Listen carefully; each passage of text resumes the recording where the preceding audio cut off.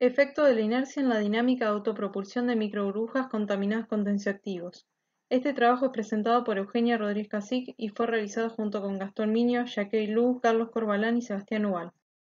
Cuando una burbuja que se encuentra en un fluido es contaminada parcialmente por partículas de surfactante, se produce a su alrededor un flujo de Marangoni que determina su autopropulsión. Esto puede ocurrir, por ejemplo, en procesos de coalescencia con otras burbujas o micelas o en procesos de limpieza por microburbujas. El efecto Marangoni solutal se genera por la presencia de un gradiente de concentraciones en una interfase.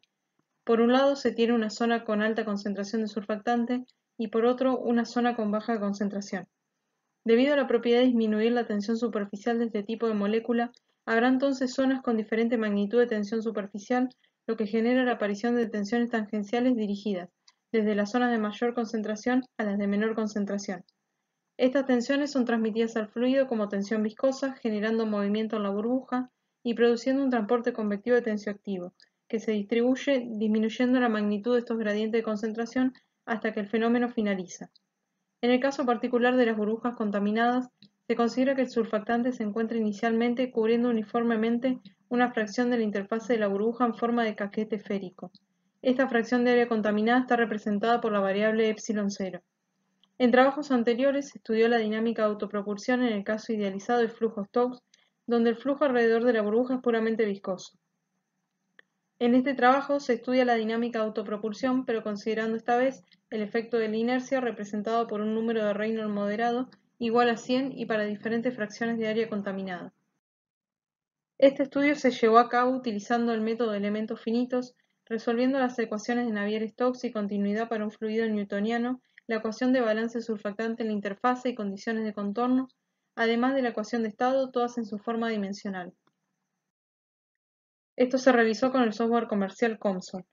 En el modelo se mantuvieron constantes los números adimensionales que representan el problema, que son el número de Reynolds, el número de Marangoni y el número de Peclet, variando la fracción de área contaminada.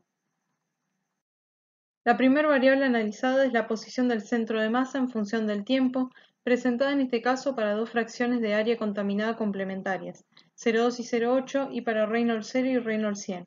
En primer lugar, se observa que sin importar la fracción del área que se encuentre contaminada, la inercia produce un cierto retraso en el inicio del movimiento.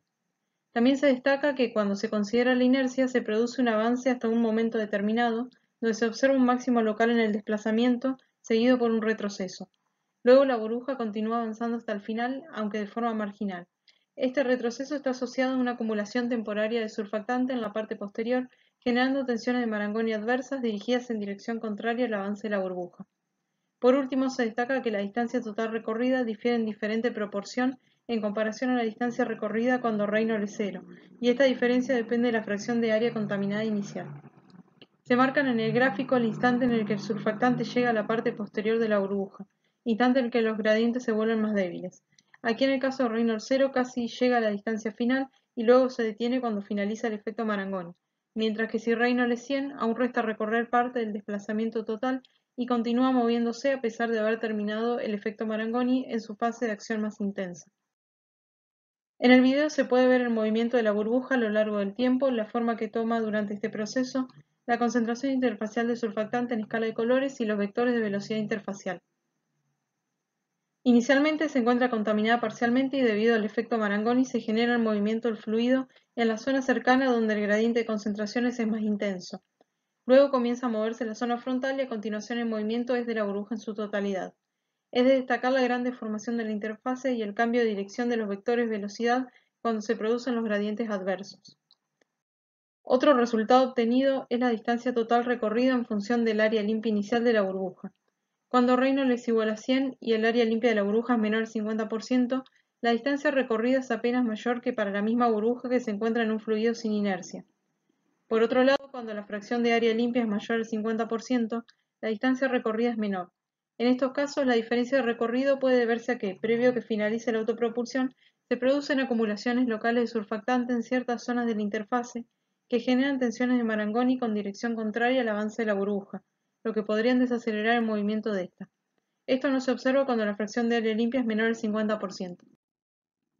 Como conclusiones al trabajo realizado hasta ahora, se tiene que el desplazamiento total de la burbuja se ha afectado cuando la inercia es moderada. Estas diferencias dependen de la fracción de área contaminada. Se observa un retardo temporal en el movimiento de la burbuja ante la acción de las fuerzas de Marangoni y la existencia de un intervalo de retroceso probablemente asociado a la aparición de gradientes de concentración adversos. Se ve una mayor deformación en la interfase y existe una posible correlación entre la aparición de zonas con gradiente de concentración adversos y menor distancia recorrida en comparación con el caso sin inercia.